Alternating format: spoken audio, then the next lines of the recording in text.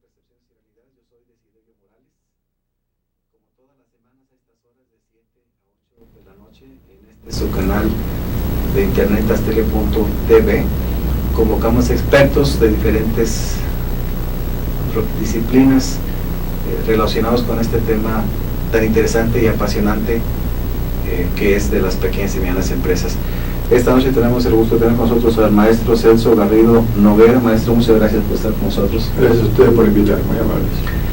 El maestro Celso Garrido Noguera es profesor titular de tiempo completo de la Universidad Autónoma Metropolitana del Departamento de Economía Azcapotzalco. Coordina el área de investigación, empresas, finanzas e innovación de la propia universidad y coordina la especialidad de la maestría en economía en la universidad en empresas, finanzas e innovación. Nuevamente, maestro, gracias por estar con nosotros. Gracias a usted nuevamente. Cuando vamos a tener aquí y llama la atención, el tema que vamos a tocar es el tema que tiene que ver con pymes e innovación. No lo comentamos a nuestro auditorio, pero ese es el tema. Yo soy un experto en innovación relacionado con pymes y llama la atención que hay pocos expertos en este terreno. ¿Por qué tan pocos? Eso es un tema muy importante. Bueno, puede ser que porque hay poca innovación. En realidad hay que ser, digamos, no hay mucho, pero tampoco es que falten.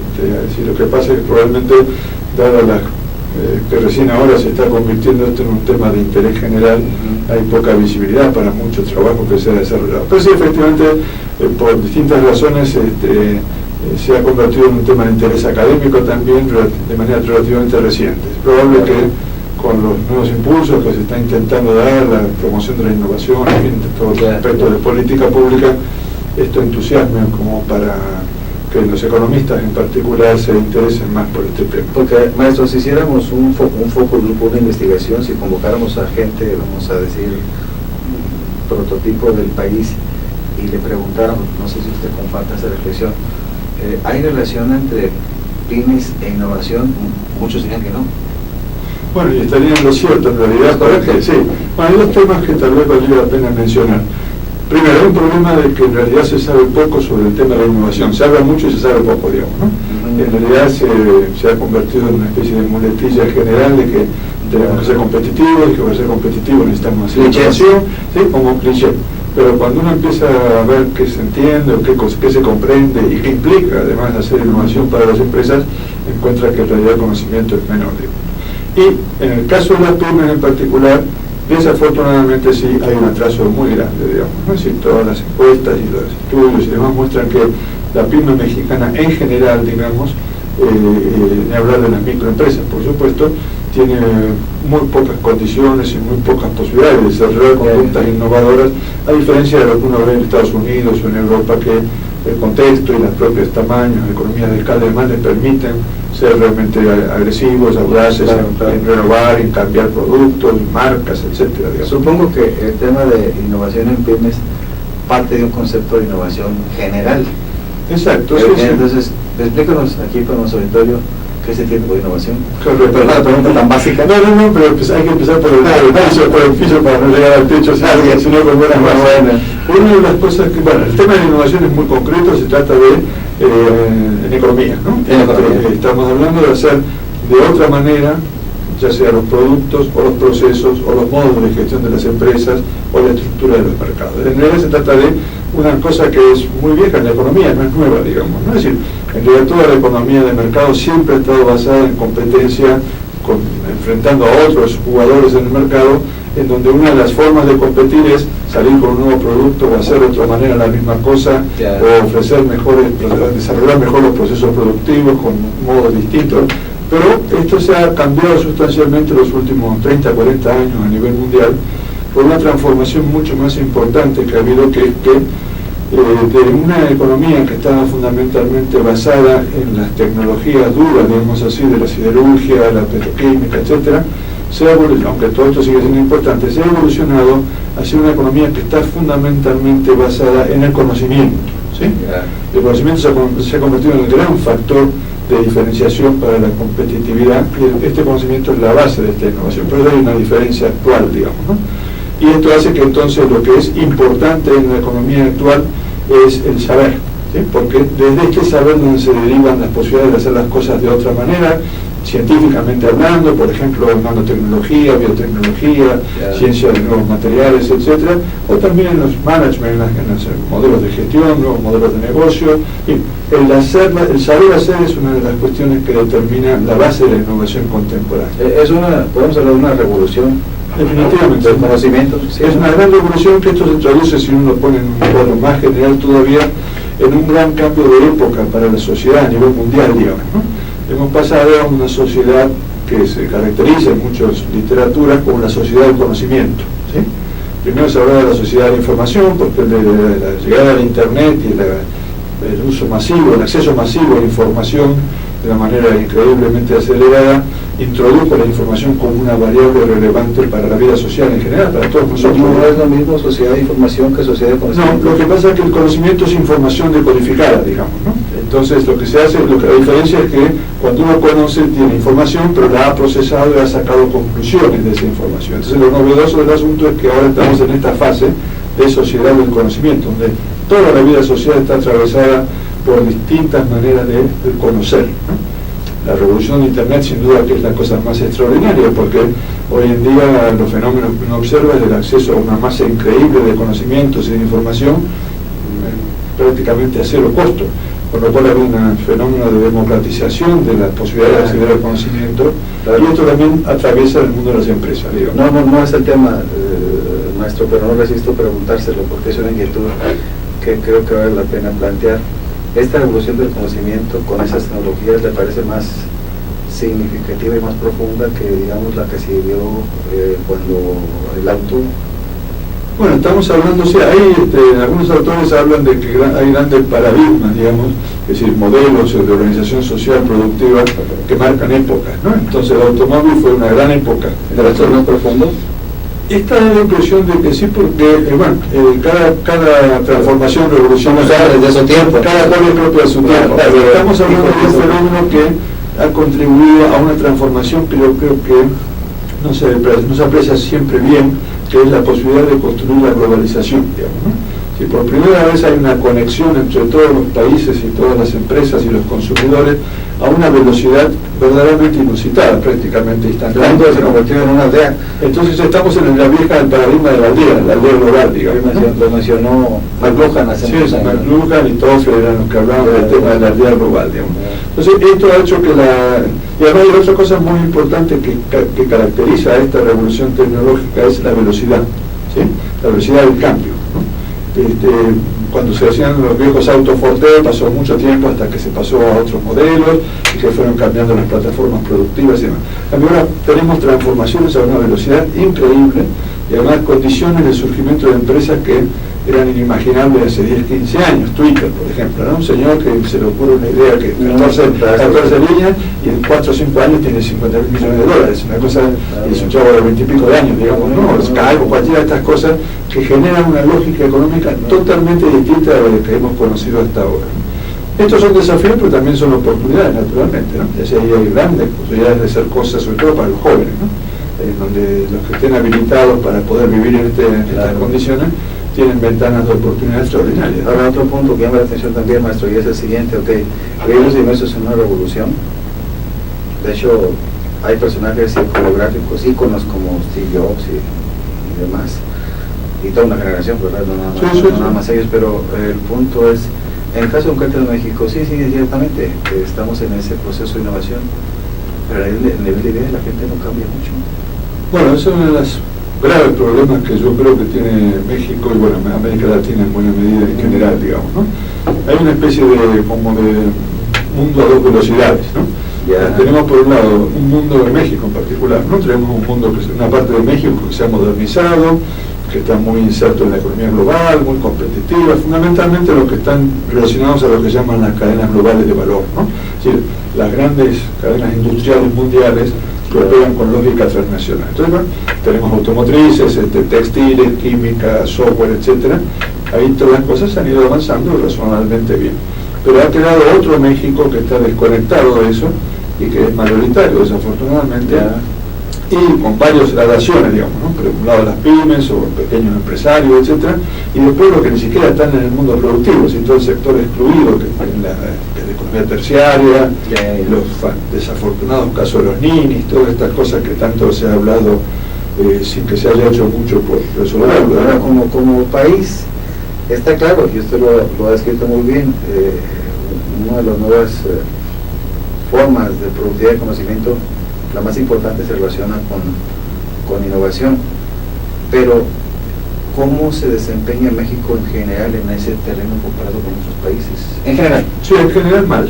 Desafortunadamente está muy rezagado por la falta de propuestas y de políticas y de condiciones como para que haya un ambiente de innovación en el país, digamos, ¿no? ¿Y dónde se nota que no hay innovación? Bueno, hay estadísticas internacionales, se llevan estadísticas internacionales y estudios internacionales que comparan la situación de los países y demás.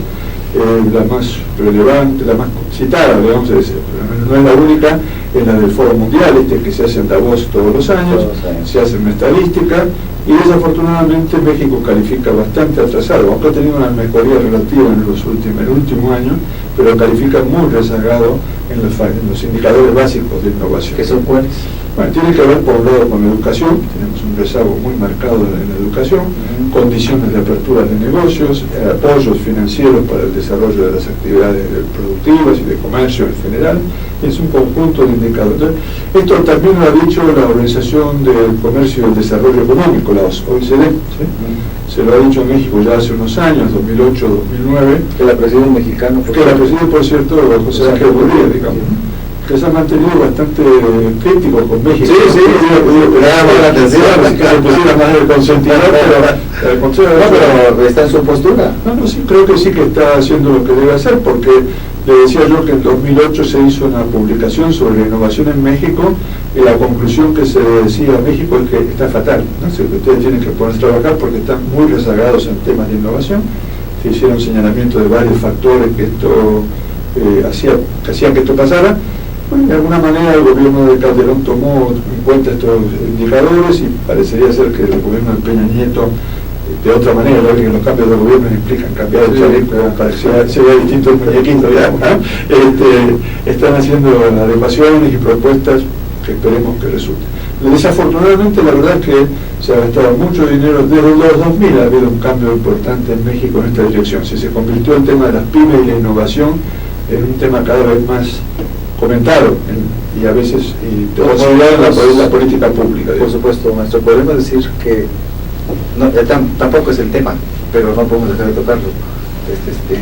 Ha habido grandes cambios en este año, reformas, que las reformas persiguen un propósito de innovación.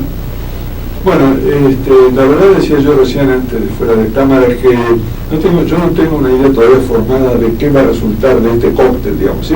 Se ha hecho un conjunto de reformas muy amplias, a una velocidad muy alta, con muy poca discusión, digamos. Supongo yo que se ha impuesto, están claro, que también los expertos como no digo que no haya razonamiento, está correcto, ahora estamos en toda la discusión de las leyes secundarias, que hay mucho debate, que si las leyes van a contradecir lo que se aprobó en la reforma constitucional, y hay un ambiente de mucha incertidumbre. Algunos aspectos de las transformaciones que se están haciendo, no tanto en las reformas, sino en las políticas, sí están muy claramente enfocadas al tema de innovación, digamos, ¿no? El Plan Nacional de Desarrollo se ha hecho esto un tema fundamental, y luego se han hecho ya programas de desarrollo de innovación que se instituyen al viejo plan de innovación, el viejo programa de innovación, y se están implementando un conjunto de transformaciones que esperemos que desemboque en activar. Yo soy bastante escéptico porque creo que la innovación no es un problema de propuestas a una empresa u otra, es un problema de ambiente, ¿sí? Es una atmósfera que cuando uno ve, por ejemplo, la situación en Silicon Valley, en Estados Unidos, ¿no? Claro, es una atmósfera donde sale debajo de las baldosas de la innovación, porque están los chavos en Stanford inventando cuantas cosas. No es un plan de Obama o de cualquier presidente. O sea, que se fue armando, que se fue desarrollando, porque el señor Stanford tuvo la gran idea de poner una universidad allí, pero después vinieron los Venture Capital y se empezó a abrir una revolución tecnológica que abrió ventanas, pero estaba el ambiente del fértil, digamos, ¿no? Y uno mira que en México desafortunadamente no se encuentra eso. Cuando uno habla con los empresarios, sobre todo las pymes, digamos, ¿no? Lo complicado que es hacer negocios en México es una cosa realmente grande, digamos, grave, digamos, ¿no? Las dificultades que tienen que enfrentar, a pesar de que hay mucho de sí, lo contradictorio es que al mismo tiempo hay bastante dinero público que intenta ayudarlos y apoyar con ASIT, la Secretaría de Economía, etcétera, pero hay varias cosas que hacen que la cuestión no se transforme rápidamente en novedad, digamos. Por ahí se dice de que este país es muy singular, como México no hay dos células. Como lo comento por lo siguiente, porque puede ser que, no sé, también asumimos sin conceder, ¿no? Porque no está claro, como usted lo señala, claramente cuál es el alcance de estas reformas, pero ¿podrán tener éxito a la mexicana? Bueno, México es fantástico, es un país realmente mágico, así que, sin ánimo de ser oportunista, pero es que uno puede apostar a que todo es posible, pero yo creo que esto no es magia, digamos, ¿no? Me parece a mí que no se están tocando las teclas fundamentales. Creo que dominó una hipótesis que propuso el presidente Peña Nieto, o el equipo del presidente Peña Nieto, que sobre lo cual había cierto consenso, que en realidad lo que pasó en México fue que se intentó una primera oleada de reformas con Salinas, y que se quedaron cortos, ¿no? Claro. Esa es la idea. Esa es la idea que le hice Maceta, que nos quedamos cortos. Esto es una vieja tesis del BID y del Banco Mundial y demás, ¿no? Así que lo que pasó no es que estaban mal las reformas de Salinas, sino que no fueron suficientes. Entonces ahora estamos, según esto, completando las reformas, ¿no? Reforma laboral, reforma de competitividad, reforma energética, y esto, el argumento es que esto va a detonar un ambiente, etcétera, etcétera. Yo creo que va a haber que verlo, la verdad, ¿no? Porque además hemos pasado por varias ofertas de equipo, usted recordará, como mexicano de muchos años, que uno podía pedirles cuenta a todos los políticos, todo lo que ofrecieron maravilloso que iba a pasar y qué pasó después, digamos, ¿no? Entonces yo creo que dentro de unos años habría que empezar a ver si bajó la cuenta de la luz y todas las cosas que te están ofreciendo como una especie de transformación maravillosa. Pero bueno, tenemos que de todas maneras apostar. Pero creo que si no se destraban Estaba escuchando cuando venía por acá una información muy preocupante sobre la evolución de la inflación y del consumo interno en México, ¿no? En el último trimestre. ¿Está creciendo la inflación? No, al contrario, está estabilizada y en algunos componentes está bajando, pero el problema grave es que lo que acompaña a esta estabilización en la inflación es la caída vertiginosa del consumo. Estamos peor que en el 2008 en la dinámica del consumo interno, ¿sí? Y estamos, según decía el señor, que es una consultora muy importante, estamos llegando a la conducta de consumo del 95. A ver, al consumo por habitante regresamos. Sí, ya ve que el indicador del comportamiento del consumo interno, y la hipótesis que manejaba este señor, que también se ha circulado mucho, es que las políticas de economía que están aplicando en realidad atentan al crecimiento y al desarrollo, porque la carga fiscal ha crecido, entonces ha habido una pérdida de ingresos netos para los consumidores, sobre todo las clases medias, ha caído la venta de automóviles, en fin, esta es el escenario. Pero dice, bueno, me están prometiendo que vamos a llegar al paraíso y de golpe tengo que caminar en medio de las piedras con fuego, no está muy claro si tengo que ganarme el cielo pasando por el infierno, dónde está la cuestión, ¿no? Este tipo de desarticulación, los empresarios lo han señalado muchas veces, que realmente tienen dudas sobre esto. Y ahora, usted como experto, vamos a suponer que le dijera al maestro, convoque un grupo de expertos para que toque los botones adecuados. Usted mencionó ese término, me llama la atención. ¿Qué botones tocaría? Bueno, naturalmente esto no es una... No es fácil, no es la pregunta de es la pregunta de el tema es complejo. Claro, voy a señalar algunos elementos relevantes, digamos, sin duda. Me parece que deberían, por un lado, reelaborar, no cambiar radicalmente, sino reelaborar la forma en que se ha reinsertado la economía mexicana en la economía mundial, que se hizo a costa de sacrificar a las pymes y sacrificar el mercado interno. Entonces debería haber una política intensa de reorganización de las cadenas productivas relacionadas con la economía mundial para no perder esta ventaja que tenemos. Ahora te resulta que México tiene una balanza comercial de 600, 700 mil millones de dólares cuando hace 15 años teníamos 80 mil. No es mala noticia. Hay muchas cosas para decir al respecto, pero de todas maneras no es mala noticia. Hay comercio, pero no hay bienestar. Pero claro, pero el problema es que todo eso no llega, como se dice en la política, al bolsillo de los consumidores, digamos, ¿no? Y la otra gran cosa que también debería modificarse radicalmente es la ultra regresiva distribución de ingresos de este país, que debe ser de los peores de América Latina, digamos, ¿no? La concentración del ingreso, más allá de todas estas reformas muy retóricas sobre el incremento de la competitividad, la realidad es que la polarización en la distribución del ingreso es descomunal, digamos. En algún momento ha estado peor que Haití, digamos, ¿no? Si Brasil y México son los casos más explosivos de la regresividad en la distribución del ingreso. Y para esto hay políticas, hay formas de hacer. Tenemos uno de los niveles más bajos de gasto público en el mundo, ¿sí? La participación del gasto público en el PIB andaba en el 8 o 10%, un nivel increíble, más o menos los estándares internacionales, con todas las discusiones que ha habido de achicar el Estado, andan en el 30 a 40%. Entonces, claro, el Estado no tiene canicas para jugar. Entonces, claro, cuando quiere promover políticas se queda corto y son programitas que para el tamaño del problema son como gotas en el mar, digamos. Entonces yo creo que sí hay cosas para hacer y bueno, afortunadamente hay muchas ideas en la academia que podrían aportarse si se quisiera escuchar, digamos. Usted ha dicho, y eso no es muy común, pero sí se dice de los expertos de que se ha sacrificado a las pequeñas empresas y el modelo de inserción del país. Y mencionó también que falta más Estado, y que no recuerdo otra cosa que dijo, pero el punto es, ¿hay un camino alterno para hacer eso? Bueno, la buena noticia del asunto es que hay un cambio en la... mencionó también, perdón, mercado interno. Sí, mercado interno y pobreza, ¿no? Creo que son las graves cosas, pero no solamente por una consideración, porque no es justo que la gente en un país rico como México, yo tengo el argumento, que lo repito cuando me quieren escuchar, de que México es un país rico lleno de pobres, ¿no? Excelente. México no es un país pobre, nada, para nada, ¿no? México es la octava potencia exportadora mundial, es un país potente, tiene una enorme escala económica, una presencia internacional respetada, etcétera. Y tenemos una masa de pobres que no se corresponden con la importancia del país rico lleno de pobres. Esa es la desafortunada situación. Y entonces creo que sobre eso también hay que trabajar, porque es inimaginable que uno vea un país próspero, con mejora en el nivel de ingresos y una parte de la población muy significativa está con carencias tan dramáticas. Pero bueno, eso implica otra vez de que ha habido otras recetas que están funcionando. Exacto, eso le iba a decir, que hemos estado atravesando un largo periodo en donde la receta predominante, que se llamó en su momento los modelos neoliberales o este tipo de cosas que se aplicaban desde los 80 a nivel mundial, se oponían a cualquier forma de intervención del Estado en la economía porque decían que esto distorsionaba, etcétera, y atribuían, lo único que había que hacer era establecer un equilibrio macroeconómico, así que no hubiera inflación, que la tasa de interés se controlara y que lo demás iba a arreglar el mercado y la mano invisible.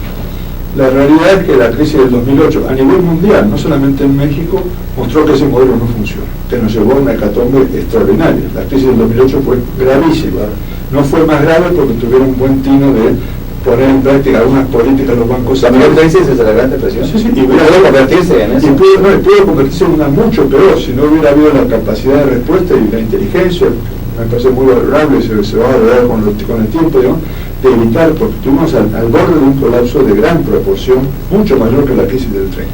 Oye, eso ya no pasó. Y entonces a partir de esto se ha abierto una ventana muy interesante de oportunidad en las ideas, porque como decía un economista, Keynes, ¿no? Si la gente es prisionera de ideas de alguien que dijo algo hace mucho tiempo y no lo sabe, digamos, ¿no? Las ideas son cosas que cuentan, digamos, ¿no? Entonces, así como ha contado tanto el mundo de las ideas en la reflexión que fue dominada por este enfoque de mercado, ahora está empezando a aparecer una nueva reflexión donde recuperan el papel del Estado en la economía como un papel positivo, ¿sí? No de cualquier manera, naturalmente no se trata de populismos irresponsables no es una intervención, pero es una necesidad para que operen bien los mercados. Ese es el argumento teórico, ¿no? Y habla de regulación, no de intervención como... De regulación y de intervención, es un mix complejo, y lo están diciendo premios Nobel de Economía, digamos. No de que el Estado nuestro intervenga produciendo.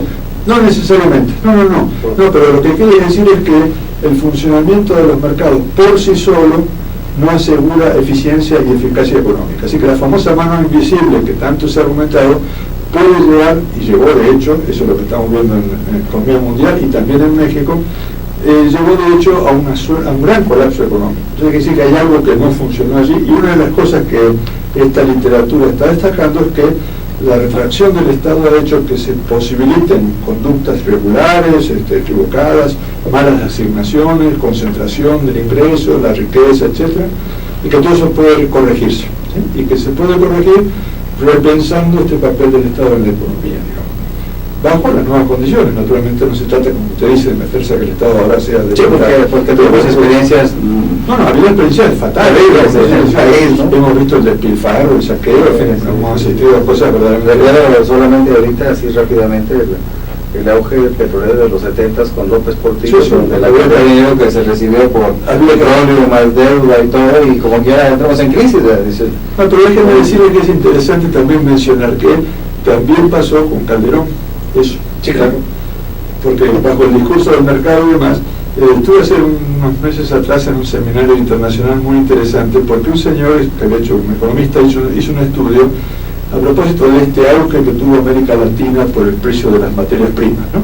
Un auge descomunal, nos pasamos una década, no nosotros, pero el resto de América Latina creciendo al 7-8%, es una cosa extraordinaria, ¿sí? Y entraron entonces miles de millones de dólares. Entonces, los países no han cambiado sustancialmente. Entonces este señor se puso a hacer un estudio de calcular cuánto era el ingreso extraordinario que obtenían los países a partir de los precios tradicionales de las materias primas. Y entonces lo midió en términos del Plan Marshall, de cuánto costó el Plan Marshall, que fue el gran plan de la reconstrucción de Europa, ¿no? Entonces, bueno, se hizo un plan para reconstruir Europa después de la Segunda Guerra Mundial. El tipo dijo, bueno, ¿cuántos dólares se pusieron para eso? Y entonces encuentra que, por ejemplo, en el caso de Venezuela, los ingresos petroleros fueron 2 veces el Plan Marshall. No a Venezuela. Y en el caso de México fueron 1,5 veces. Claro. O sea que estamos hablando de que se reconstruyó, se tuvo 1,5 veces el monto de dinero que tuvo Europa para reconstruirse, y acá estamos donde estamos, se lo gastaron en gasto corriente. Otra vez, un país rico. Y entonces volvimos a perder, hemos perdido una segunda oportunidad. Lo que Portillo la perdió con la famosa teoría de tenemos que gestionar, ¿se acuerdan? Administrar la abundancia. Sí, ahora nuestro problema es que somos ricos. Y volvimos a perder la oportunidad con un disparo del precio del petróleo que nos generó unos ingresos extraordinarios que se lo comieron en gasto corriente. Claro. Entonces es un problema más allá de las ideologías de si mercado o no mercado, es un problema de la inteligencia para aprovechar las oportunidades, digamos. Muy bien. Estamos con el maestro Celso Garrido Noguera platicando del tema de innovación y pymes. Yo soy Desiderio Morales, en este subsegmento de percepciones y realidades. Regresamos en un momento.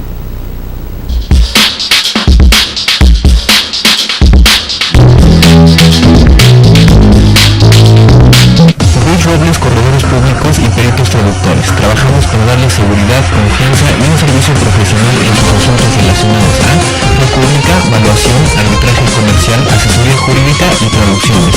Para nosotros lo más importante es su satisfacción, brindándole además la asesoría jurídica necesaria en su negocio, con un equipo de profesionales capacitados para prevenir y resolver situaciones de riesgo en su empresa. Le aseguramos una asistencia profesional, personalizada y humana a quien consideramos más importante, el cliente, porque las oportunidades pequeñas son el principio de las grandes empresas.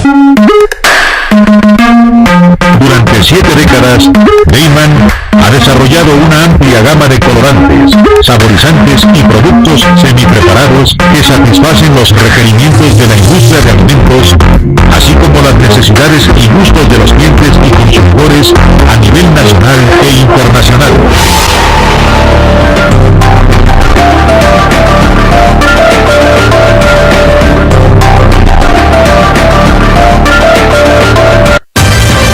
Con Trujillo Betanzos y Asociados, tus proyectos están en buenas manos.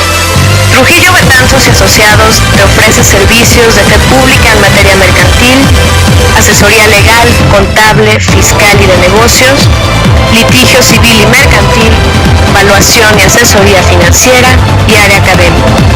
Porque nuestros clientes son nuestros mejores amigos.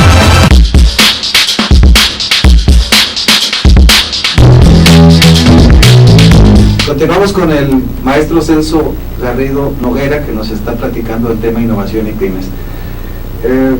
Maestro, después de esta exposición tan lúcida y tan interesante acerca del tema de la innovación en general, ahora sí podemos platicar de nuestro tema, que es innovación y pymes. Y bueno, evidentemente, por lo que usted comenta, están en un contexto complejo, con esquemas de innovación pues muy cortos, de acuerdo a lo que se requeriría, pero platíquenos, ¿cómo se da la relación de innovación y pymes en México?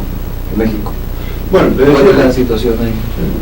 Bueno, me gustaría hacer un comentario en general sobre el problema de las pymes, porque En México tenemos una cultura durante mucho tiempo, tuvimos y todavía subsiste, concibiendo las pymes como una entidad que por definición son poco productivas y que el papel social fundamental que tienen es que ser empleadoras, generadoras de empleo, ¿no? Yeah. Pero ese fue el enfoque que desde muchos años atrás, desde los 80 creo yo, se siguió en México cuando se empezó a pensar en las pymes y qué hacer con ellas en política. Entonces bueno, está bien, no sirve para mucho, pero vamos a darle porque ocupan a mucha gente.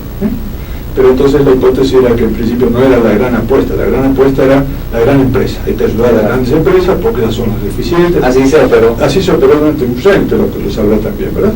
Lo que ocurre es que parte de esta gran revolución tecnológica que hablábamos en la primera parte de la conversación también impactó en las posibilidades y en las capacidades de los distintos tamaños de empresas. Y entonces ahora usted tiene la posibilidad de que una empresa con 5 trabajadores pueda facturar millones de dólares, cosa que era inimaginable hace muchos años. Casi una microempresa hoy puede ser facturadora de decenas de millones de dólares por año, básicamente en los negocios informáticos, de internet, etcétera, digamos. Y también ha pasado otra cuestión que tiene que ver con esto que yo mencionaba al principio sobre la economía del conocimiento, ¿no? El hecho de que el conocimiento sea un factor de creación de riqueza ha hecho posible que ahora haya un tipo de pyme que acá en México se las caracteriza, en México y en otros países se la caracteriza como empresas de base tecnológica, ¿sí?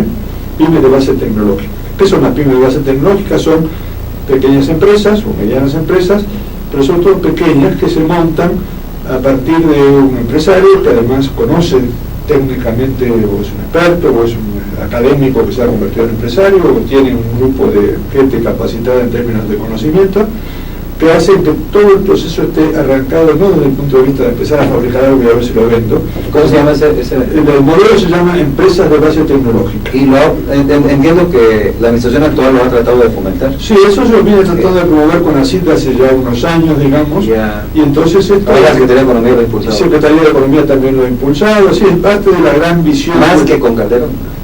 Bueno, ahora están haciendo un cambio de todo. Esa es interesante la pregunta, porque con Calderón, con ACID, Secretaría de Economía, hicieron dos cosas. Primero hicieron un programa, sobre todo Secretaría de Economía, que usted recordará, el programa de Fondo PYME, ¿sí?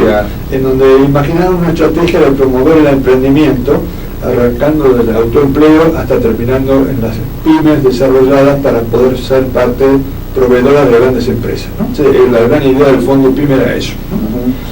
Pero con ACID se focalizaba más en las empresas de base tecnológica.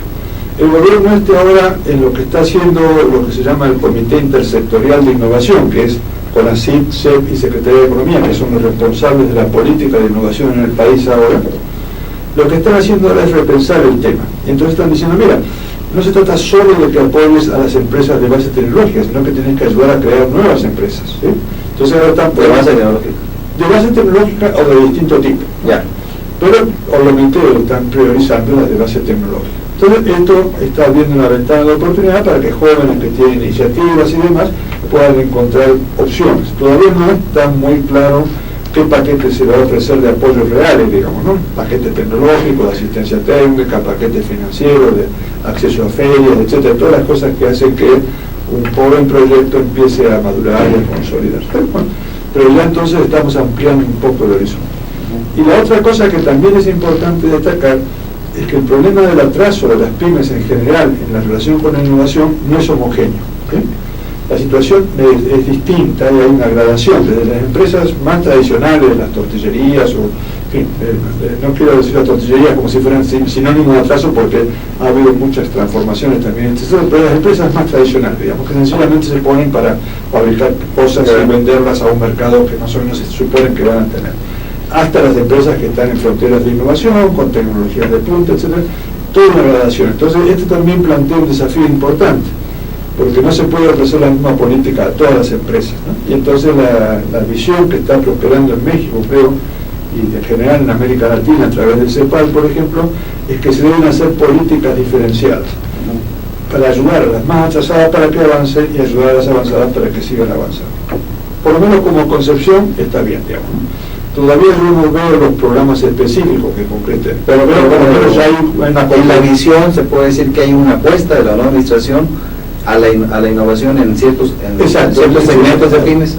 Sí, han dicho que, por ejemplo, los estímulos son mayores que para las otras empresas, cosas así. Bueno, hay estímulos, hay una distribución dependiendo de los objetivos de política, pero en el nuevo enfoque que está promoviendo esta administración, esto que hacen a través del programa de desarrollo innovador que impulsa este comité intersectorial, han hecho dos cambios. Un cambio importante es cambiar la definición de innovación, digamos, ¿no? La definición que veníamos manejando hasta ahora estaba muy centrada en los temas tecnológicos, ¿sí? Entonces innovación y da cambio tecnológico fundamentalmente. Este comité reconoce, algo que se reconoce a nivel internacional, es que en realidad la innovación es un proceso mucho más complejo que la simple tecnología, ¿no? Entonces usted puede cambiar la forma de organizar el negocio, puede inventar una forma de hacer nuevos mercados que antes no existían, y todo esto forma parte de detonar una forma distinta de hacer y ser base de negocios que le den ganancia. Finalmente, que la innovación tiene sentido para el empresario si gana dinero, si no la hace por un gusto cultural, digamos, ¿no? La hace porque quiere competir con la otra empresa, vender más y ganar dinero. Pero lo que se está señalando ahora, y creo que es una ventana que podría ser prometedora para las políticas que implementan, es que hay distintas maneras de hacer innovación. Y la otra es este reconocimiento de que mirando las pymes hay que diferenciar distintos tipos de pymes y hacer políticas diferenciadas de acuerdo al tipo de pymes y a la industria donde estén. Habla de que cambió el concepto de innovación. Exacto. ¿De qué a qué? ¿Cómo cambió? Es decir, le decía yo que el concepto de innovación que se venía manejando en la última década, básicamente está centrado en tecnología, innovación tecnológica. Es decir, cambiar la tecnología. Y ahora lo que se ha hecho es decir, bueno, efectivamente la tecnología es importante, pero no es el único factor en el cual se puede hacer innovación. Usted puede modificar, tiene que ser rentable. Bueno, el objetivo general es que sea rentable. Y para ser rentable, usted puede hacer cambio tecnológico, o sea, hacer los productos de otra manera, puede cambiar los procesos de producción, o sea, organizar de otra manera la producción, pero también puede organizar la mercadotecnia de otra manera. Entonces se puede convertir en un tipo muy innovador. Acá hay varios casos de empresas muy interesantes mexicanas que se han hecho exitosísimas a partir, no de que tengan una tecnología extraordinaria, sino sencillamente de haber inventado otra forma de hacer la mercadotecnia del producto. Eso es una novedad, ¿no? Y entonces si trata de hacer una cosa de otra manera, eso también es un factor relevante. O crear mercados que no existían, el famoso caso de Apple, ¿no? Si Apple inventó un mercado, si fue inventando mercados todo el tiempo, con la tablet, con los distintos productos que fue generando. El reconocimiento de esta ampliación de la visión de innovación, si se es consecuente, podría tener impactos y podría llevar a políticas nuevas en el país. Todavía no existen, pero es por lo menos ya un avance de ideas, digamos, ¿no? Pero en general, para ubicar el tema en su contexto un poquito más amplio, puede decir que las políticas de la actual administración, porque ha habido reformas, ya lo platicamos al principio, pero las políticas relativas a las pequeñas y medianas empresas le suenan más viables, más completas, más... Bueno, yo creo que todavía es muy temprano como para opinar, ¿no? Está el Instituto del Emprendedor que acaban de crear, que es una transformación que en lo personal yo no termino de tener claro todavía hacia dónde va, si ya han empezado a alargar programas, etcétera, pero no le veo una dirección muy clara en consistencia con estas otras declaraciones de política que estamos mencionando, digamos, ¿no? Me parece que hay un ambiente interesante en la concepción general, pero en la implementación todavía, debo serle franco, no veo grandes transformaciones, ¿no? Esperemos que en los próximos, de alguna manera, aunque ya ha pasado un tiempo, está de alguna manera comenzando a echar a andar programas, así que veremos si esto se traduce finalmente en nuevas ideas o nuevas propuestas, pero de momento no veo grandes transformaciones. Al margen de la visión y de la nueva visión del gobierno y de todo este nuevo esquema, en general y como experto en el tema, maestro, ¿qué cosas recomendaría usted a los pequeños, a las pymes para innovar? Porque no toda la innovación se da en el contexto de la política pública. No, bueno, básicamente la innovación la hacen los empresarios, sí, así que la política puede ayudar, puede perjudicar, pero si no a los empresarios no hay forma de que, si el empresario mismo no tiene un concepto innovador... ¿Pero qué hacer, sobre todo en una atmósfera tan compleja y tan complicada como la que... Sí, bueno, el tema además, ahí es importante de vuelta diferenciar el tipo de pymes del que estamos hablando, digamos. Hay un segmento de pymes que realmente tienen, si no tienen apoyos externos, tienen muy pocas posibilidades porque la escala de negocios que desarrolla, el flujo de efectivo que tiene, el tamaño del mercado que pueda acceder, etcétera, es muy limitado, y por tanto, y además eso hace que la estructura de una empresa sea muy frágil. El empresario hace de todo, el emprendedor es el tipo que ordena la línea de producción, es el que lleva la contabilidad. Entonces, si usted le dice, bueno, pero oiga, ¿por qué no hace un plan de negocio y por qué no sistematiza y analice su ecosistema de producción? Lo mira a uno con cara de decir, bueno, está muy bien, pero dígame cómo hago todo eso, porque yo estoy corriendo todo el día. Pues ahí no se puede hacer gran cosa. No, ahí se puede, pero hay que hacer cosas distintas. En un segmento que en ese segmento requieren apoyos de externos que les permitan detonar, salir de ese cuello de botella. Para entender ese segmento consiste de empresas ¿con qué características? Son pequeñas empresas que tienen una escala de mercado muy limitada, que el flujo de ingresos que tienen es bajo, es decir, el retorno que tienen, la rentabilidad que tienen, no tienen grandes excedentes, y por lo tanto no pueden desarrollar una estructura administrativa más profesional, no pueden diferenciar la función del que toma las decisiones, del gerente de mercado, del gerente financiero, etcétera, y tiene que hacer todo el dueño, por decirlo así, ¿no? El típico caso del changarrito más o menos evolucionado. Hay otro segmento de una empresa donde hay mucho mejores oportunidades, y ahí lo que tendríamos que hacer es trabajar en programas de desarrollo empresarial. Se han intentado miles en el país, pero hasta ahora no ha prosperado mucho. Y la otra beta de gran oportunidad que me parece que todavía está por explotarse, aunque parecería ser que hay un entusiasmo nuevo por este tema, que es la promoción del emprendedurismo, digamos, entre los jóvenes. Pero un emprendedurismo que no sea simplemente voluntarioso, sino que tenga razonamiento y que reconocimiento del que implica meterse al emprendimiento, ¿sí? Me decían que están por lanzarse un gran programa de promoción del emprendedurismo en las universidades, así de varios miles de jóvenes. Como siempre, todas estas cosas en principio son interesantes, pero hay que ver, como dicen, Dios está en los detalles, digamos, ¿no? Entonces hay que ver en concreto cómo se va a hacer para que en nuestra universidad, por ejemplo, en la UAM, tenemos siempre muchos jóvenes animosos, llenos de ideas, que nos vienen a buscar. Mire, profesor, tengo una idea que podría, sobre todo los de ingeniería son muy entusiastas, digamos, y los de diseño. Los sociales también, pero los más entusiastas son los que siempre tienen ideas, los chicos de ingeniería, por la propia disciplina, digamos, ¿no? Pero claro, uno tiene que valorar bien qué implica entusiasmar a un joven y después enfrentarse a que las cosas avancen o no avancen, digamos, ¿no? Entonces hay un problema de desarrollo cultural empresarial en el país. Entonces creo que esto en el mundo de las pymes se está renovando de a poco, ¿no? Si todavía subsiste el que se avienta así a poner un negocio porque cree que lo que tiene es una idea fantástica y a los 6 meses está quebrado. Usted sabe que la tasa de mortalidad de pymes es altísima, digamos, ¿no? Pero ya hay más jóvenes que salen de las universidades con más preparación, que tienen una base de más formación. Por ejemplo, hicimos una encuesta en Azcapotzalco y nos sorprendió muy bien porque hay un muy buen porcentaje de pymes, pequeñas sobre todo, que los propietarios tienen estudios de licenciatura. Qué bien.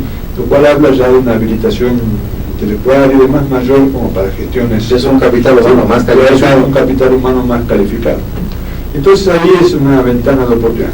El tema también es complejo para meter la innovación en las pymes porque hay una visión un poco mágica de la innovación, así como que de golpe nos convertimos en Steve Jobs, como usted decía, ¿no? Y la cosa es mucho más compleja. En realidad pueden ser pequeños procesos, pequeñas transformaciones en la forma de organizar la producción o en la forma de mercadeo, etcétera, que vayan haciendo lo que se llaman innovaciones incrementales. Así que de a poquito vaya habiendo cambios, ¿sí? Pero entonces para esto hay que tener una cultura, ayuda al empresario para que entienda que debe buscar estas ventanas de oportunidad y que tiene que estar atento todo el tiempo a cómo hace los negocios y a cómo readecuarlos, etcétera, y entender que finalmente la innovación es negocio, ¿no? Si el punto básico, veía una encuesta que hizo este comité intersectorial de innovación que hizo con la CIT y el INEGI, y una de las cosas que se encontraron entre los empresarios es, en muchos casos, la percepción de que la innovación no es negocio, ¿ya? Obviamente la innovación es riesgo, ¿no? Pero el negocio en general es riesgo, ¿no? Entonces, usted tiene su tiendita que vende no sé qué cosa, y ahí ya abre la cortina todos los días, vende una cantidad de pesos, más o menos sale con los gastos y ya tiene para vivir. Esa es una manera de hacer negocio, digamos, ¿no? Y otro es el que se mete a hacer una cosa de otra manera y que toma el riesgo de que pueda irle o no irle bien, etc. Pero lo que sale de la encuesta, que eso es muy interesante y debería difundirse más, es que las empresas innovadoras sí ganan plata. Es decir, que ser innovador sí paga. Ser innovador también cuesta y puede llevarlo a la quiebra, hay que ser también franco. Ahora, ¿realmente hay un problema estructural de emprendedurismo en México? Sí, sí hay un problema serio. muy claro, por ejemplo, cuando uno lo contrasta con la cultura anglosajona, digamos, ¿no? Nosotros venimos de una cultura en general en América Latina, en donde lo que se ha premiado ha sido fundamentalmente el ser el licenciado, ¿sí? Y el ser el empleado, ¿no? Entonces, sobre todo pegarse al sector público, conseguir un buen puesto, claro, y agarrar desde por aquello de camino me den si no pongo bien allá, ahí se la va llevando. Ahí se la va llevando. Entonces, esa es una cultura que marca mucho y no es una cultura de emprendedurismo. Entonces no hace cultura de emprendedurismo eso, digamos, ¿no? Entonces, eso es lo que se ve en la población de las carreras en las universidades. ¿A dónde están amontonados los chicos? En administración, en derecho, en mercado. Ahora finanzas, se ha puesto de moda finanzas porque creen que si estudian finanzas se van a hacer ricos, digamos. Pero uno mira las ingenierías, las biotecnologías, las industrias, las carreras donde hay la frontera ahora y encuentran menos interés. Pero hay un problema de cambio cultural que debería promoverse, no en el sentido de que las universidades se conviertan en fabricantes de empresarios, porque las universidades tienen su propia lógica, pero sí que a un segmento de los jóvenes se les hiciera ver las posibilidades que habría si tomara riesgos, se enfrentara a conductas emprendedoras, desarrollara. Y estamos hablando no solamente de negocios en el sentido comercial, hay otras actividades, algo que se llaman las empresas sociales, ¿no? Claro. Hay todo un mundo muy interesante de desarrollo de emprendimientos sociales, de bienestar comunitario, de desarrollo de mejorías en ciertas infraestructuras sociales, etc. En fin, el campo es muy amplio. Entonces yo creo que sí que hay un problema cultural de cambiar la visión de ayudar a los jóvenes, y esto empieza desde muy atrás, no en la universidad, debería empezar ya en la forma de que piensen la vida los jóvenes, sí, claro, desde la primaria, digamos, ¿no? Para ayudarlos a mentalizarse y a confiar más en sus propias capacidades, que es lo que en última instancia significa esto, digamos. ¿Usted cree que veremos un día, profesor, maestro, pymes innovadoras? O se lo tienen, ya comentó que no está muy claro lo que se está haciendo, pero bueno, hay que decir también que en realidad hay una especie de visión excesivamente negativa de la situación de las pymes en México, porque claro, sí hay pymes innovadoras en México, ¿sí? Algunas muy exitosas, ¿sí? Y por lo que usted decía antes, es muy exitosa casi a pesar del Estado, digamos, ¿no? Claro. Consiguen ser exitosas casi a pesar de todas las condiciones, son casos increíbles. Yo me he dedicado mucho a estudiar, a hacer trabajo de campo en las empresas y a entrevistar y demás, y los empresas se encuentran con casos fantásticamente exitosos que tienen que ver con algunos factores básicos, hicimos estadísticas y demás para esto, muy interesante. Por ejemplo, el nivel de educación es un factor, si en la familia ha habido emprendedores o no es otro factor, digamos, si hay una cultura en la familia de hacer negocios o si es una cosa nueva, digamos, si hay una formación científica en algún campo que lo habilite para hacer algún tipo de cosas.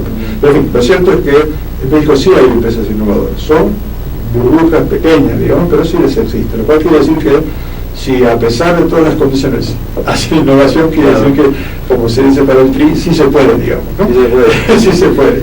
Claro. Y entonces el asunto sería cómo ayudar a que haya más, que no hacerlas del caso de la foto, digamos, para mostrar el caso de éxito, sino que se convirtiera en un desarrollo numeroso, amplio, etcétera. Y sobre todo esa nueva visión, yo siento que si le dan al clavo, por utilizar la expresión simple, ahí en un momento dado se podría corregir grandes problemas estructurales del país. No, definitivamente podría cambiarse. Es otra vía. Sí, es otra vía, y es una vía muy potente, hay muchas ventanas de oportunidad para los jóvenes y para México, digamos, ¿no? Y de hecho, además hay una cosa que también hay que destacar, que no siempre se señala, pero que hay un tema de potencialidad del mexicano que se confirma cuando sale del ambiente de México y se va a Estados Unidos. Yeah. Está lleno de casos de éxito de mexicanos en el exterior. Eso quiere decir que el problema no es que la gente sea tonta, el problema es que no hay un ambiente favorable. Allá sí y aquí no. Y son el mismo mexicano, digamos. Y yo tengo muchos alumnos de nuestra universidad que cada tanto nos buscan. No, estoy en Nueva York trabajando, estoy en Microsoft. Entonces, ¿cómo? ¿Y acá? ¿Por qué no acá, no? Pues no, porque acá no había cómo y algo así, ¿no?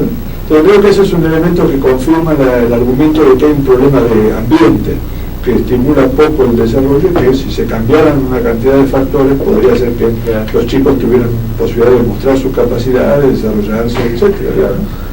Maestro, así en un minuto, ¿cuál sería su mensaje de lo que hemos comentado a lo largo del programa? Bueno, mire, yo soy un parte del vaso medio lleno, ¿no? Entonces soy optimista casi a pesar de todo.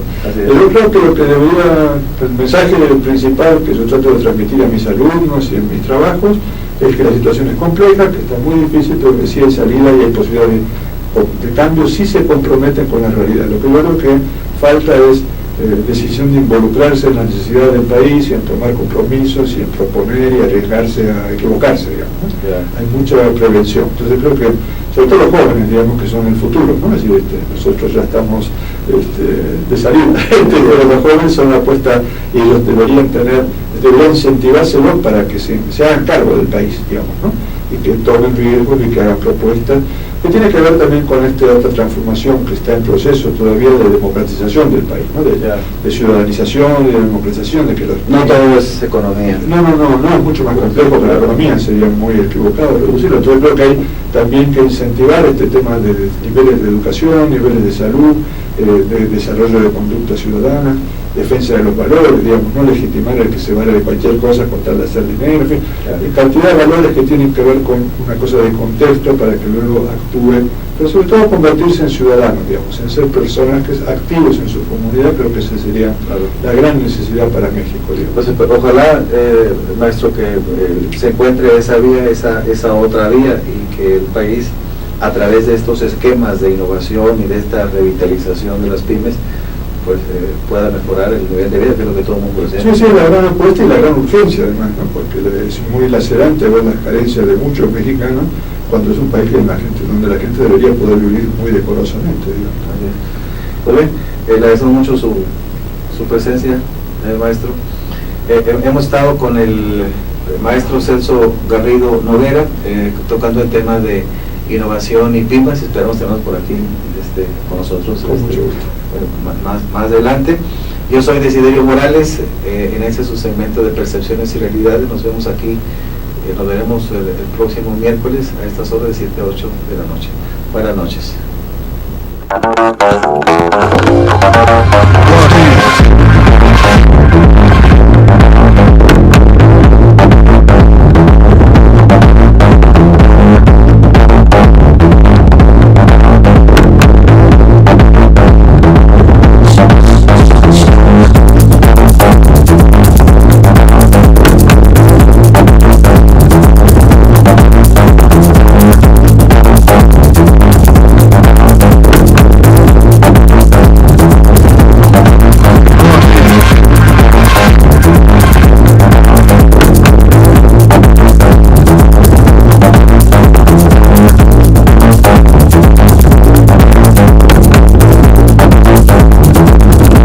The colors are changing.